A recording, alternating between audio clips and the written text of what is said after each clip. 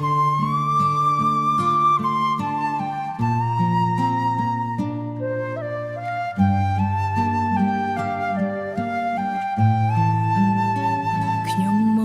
មរាបដោយចិត្តឈឺចាប់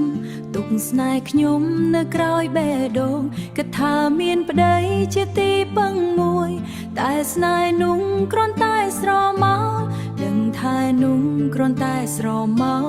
ដឹងថាគាត់មានប្រពន្ធកូនហើយខ្ញុំក៏នៅតែសុខចិត្តតទួលសុំត្រឹមបាននៅចិត្តគាត់បន្តិច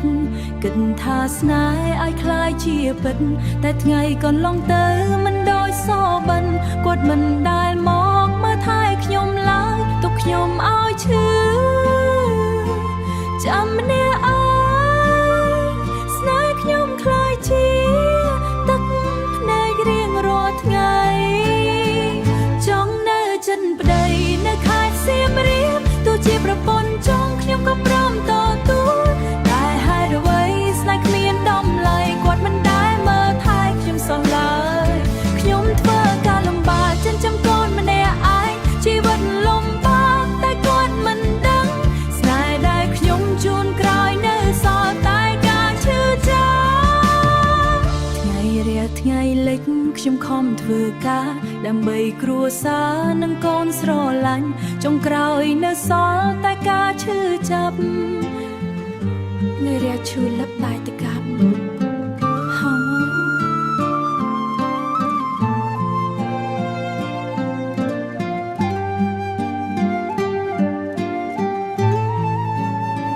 គ្មាននរណាម្នាក់មកជួយពឹងពាក់